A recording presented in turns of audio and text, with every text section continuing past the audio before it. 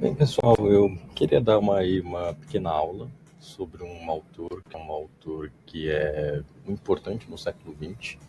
Ele é um autor que vai ter aí uma influência muito grande em boa parte de pensadores do século XX, de correntes de pensamento, correntes filosóficas muito diferentes, que no caso é o Heidegger. E eu queria aí trazer uma aula falando primeiro das influências aí sobre o pensamento do Heidegger, quais são os autores que o Heidegger ele tá lendo, os autores sobre os quais ele está se debruçando, que vão ter uma influência sobre o pensamento dele. Depois falar sobre o seu próprio pensamento, sobre as questões da sua filosofia, principalmente, eu diria, talvez a questão central, a problemática central da sua filosofia, a sua pergunta central e suas possíveis respostas, e também o legado desse autor. Como eu disse, ele é um autor aí muito importante do século XX. Muitos o consideram como talvez o autor mais influente e o principal filósofo do século XX, porque ele realmente tem uma influência sobre uma gama muito grande e muito diversificada de autores, de correntes, inclusive, de pensamentos às vezes um pouco diferentes. E eu acho interessante trazer um pouco dessa visão meio ampla do pensamento heideggeriano. Bem, inicialmente, eu acho que a gente começar a falar sobre o próprio autor, sobre a vida dele, né, o próprio Heidegger. Ele nasce em 1889, final do século XIX, morre em 1976, segunda e metade do século XX. Então ele tem uma vida aí que atravessa aí praticamente quase uma boa parte aí do século XX. Ele nasce em Baden, na Alemanha, e isso é muito interessante. Ele é filho de um sacristão da igreja da aldeia no qual ele nasceu. Então, Heidegger tem essa característica interessante que vai explicar, inclusive, algumas questões da obra dele. Ele nasce dentro do mundo cristão. Então, ele está inserido aí num mundo cristão e tem aí uma certa influência do pensamento cristão, principalmente no começo aí da sua vida. Tanto é que em 1903 ele começa a se preparar para o sacerdócio. A ideia é que ele, em algum momento, se tornasse aí um padre, um sacerdote cristão. Isso até mais ou menos 1911, quando ele rompe aí com a ideia do sacerdócio, ele se volta mais para o estudo da filosofia, e aí dentro da filosofia, principalmente nesse período, ele acaba encontrando com alguns autores, como Edmund Husserl, que vai ser um autor que vai ter aí uma influência muito forte no pensamento dele. E aí em 1914 ele se forma em filosofia com sua primeira tese, e em 1915 ele faz a sua segunda tese, que seria chamada de uma tese de habilitação. A gente poderia falar mais ou menos, acho que seria uma espécie talvez de um doutorado, mas normalmente era uma tese de habilitação que dava aí a habilitação, a permissão para que ele pudesse ensinar. E aí, em 1923, ele começa a dar aulas em Marburgo, na Universidade de Marburgo. É muito interessante porque em Marburgo, em 23, algumas pessoas muito importantes dentro da história do pensamento do século XX vão estar participando e tendo algumas aulas junto com eles. Né? A gente tem o caso do Gadamer, a gente tem o caso da Hannah Arendt, que vai ter uma influência grande dele também, e a gente também tem dito que o Levinas também chegou a frequentar alguma das aulas dele, desse período que ele leciona em Marburgo. E em 27, ele publica aí Ser e Tempo, que ele publica aí algumas coisas antes, como eu disse, ele tem até sua tese de doutorado antes, depois ele vai publicar vários textos, mas pelo menos nessa apresentação acho que eu quis deixar um pouco mais focado mais no Ser e Tempo e deixar só essa obra porque é aquela obra que vai tornar o Heidegger um autor de um certo renome internacional. Essa obra que vai fazer com que ele comece a ser conhecido internacionalmente, comece a ganhar uma certa fama.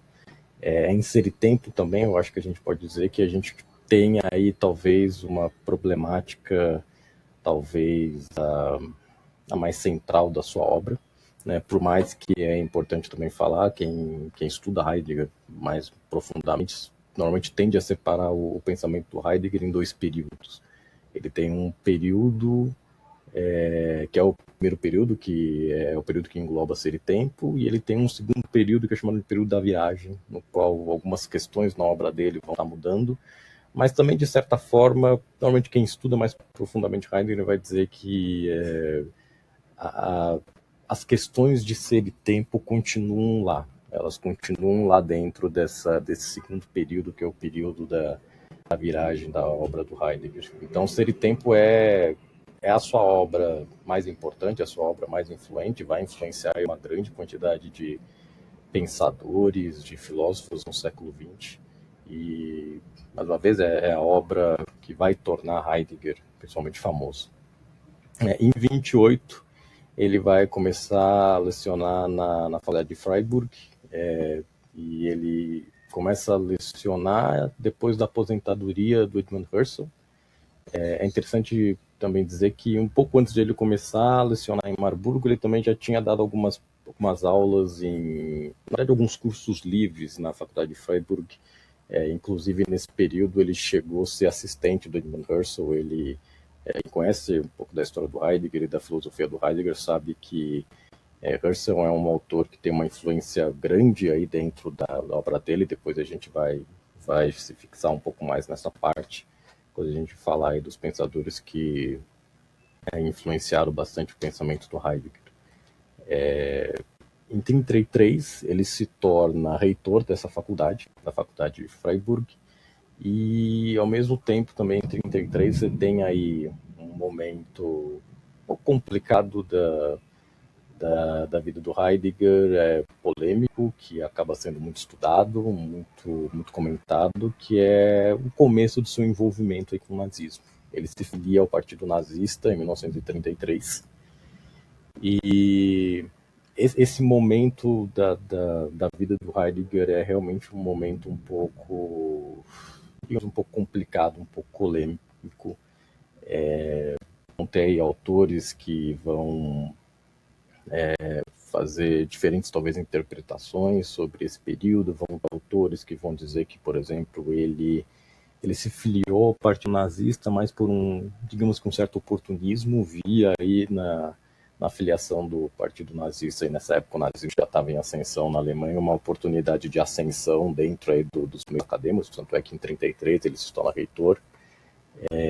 Vão ter outros que vão falar que, olha, não foi só oportunismo, tinha aí talvez uma certa concordância com uma certa visão de mundo do Partido Nazista. Muito provavelmente essa visão seja até um pouco mais certa, por mais que claramente também tinha aí, parece, certas pretensões do Heidegger de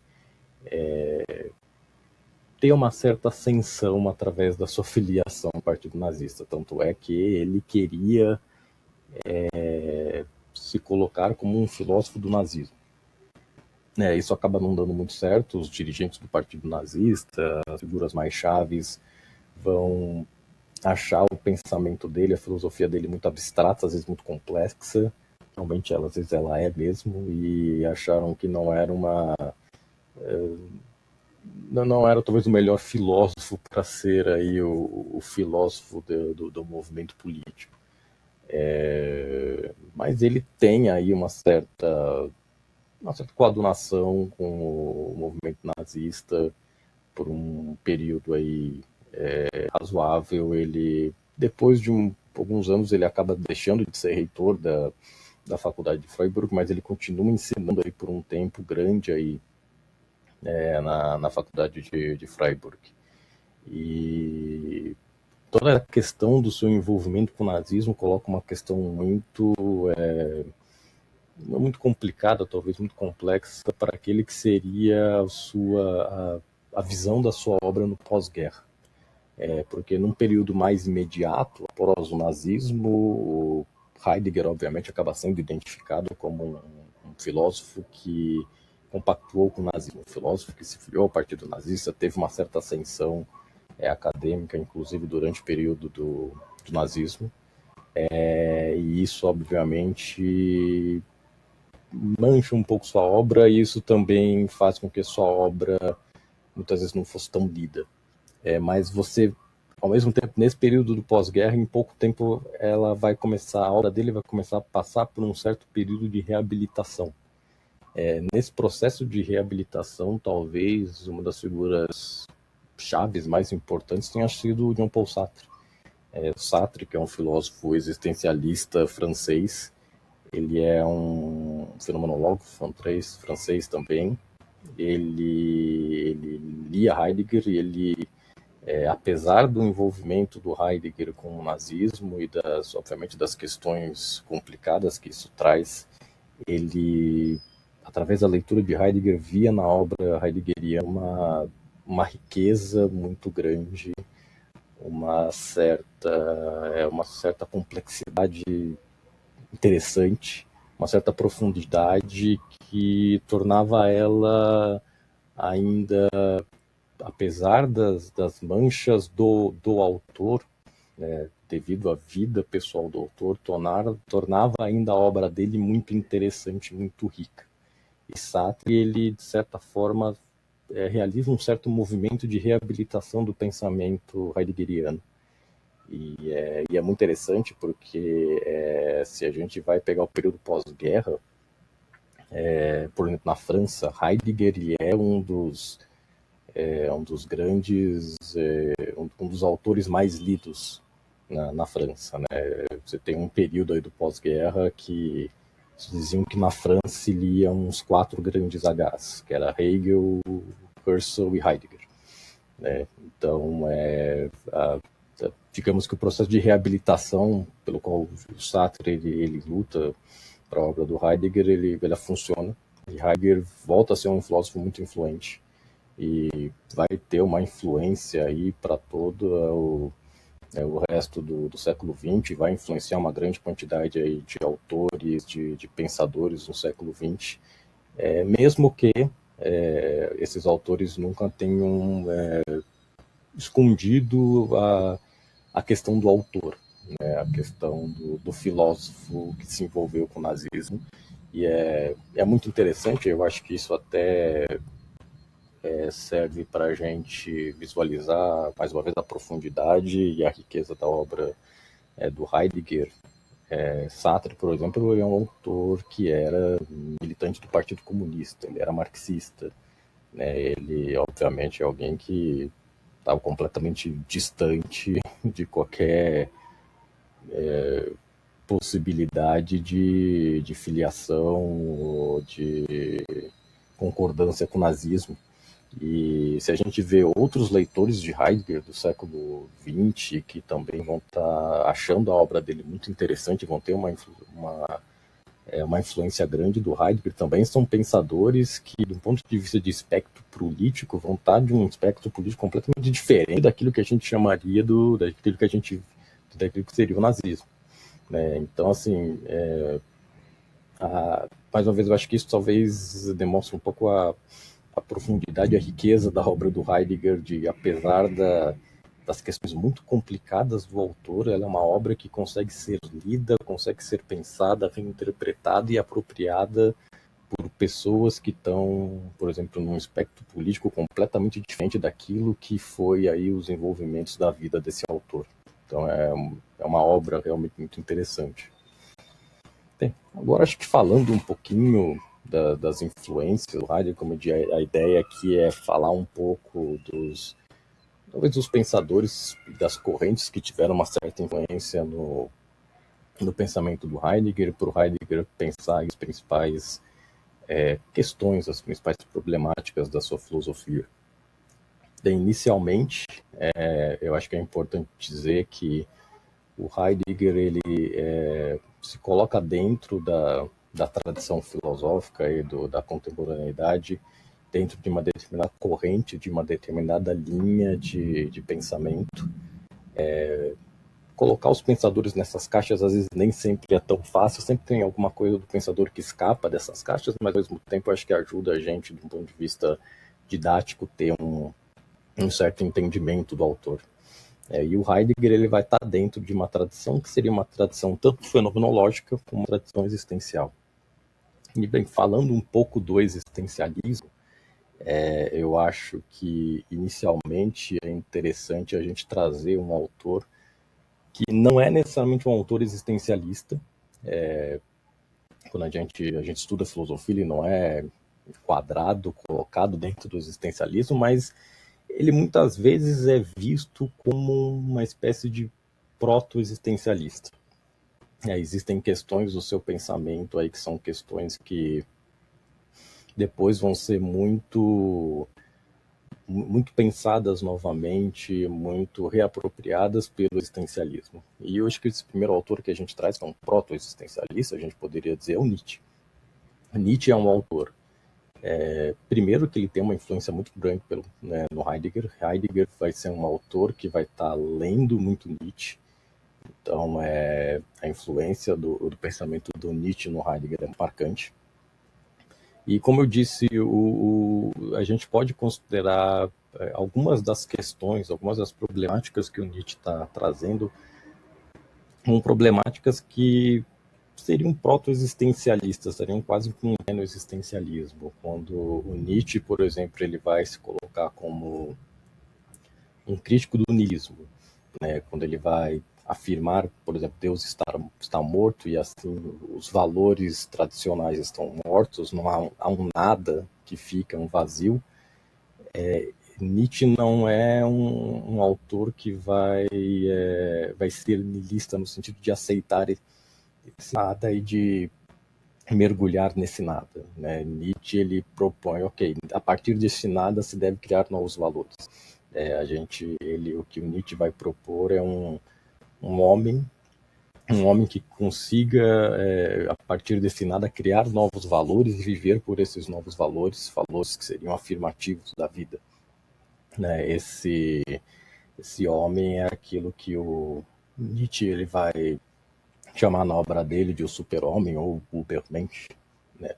Então essa é uma temática que tem um pé muito no existencialismo. Daí dá para a gente dizer que ele seria um proto-existencialista, né? E até mesmo uma certa concepção nietzschiana de viver a vida em sua inteireza, né? Viver a vida tanto na inteireza que ela nos... na totalidade que ela nos dá, sua tristeza como nos seus momentos felizes, tanto no prazer como na dor. Aquela vida fática, no sentido de que a gente a aceita nessa totalidade quase que trágica, no sentido que a gente vai ter, por exemplo, no teatro grego.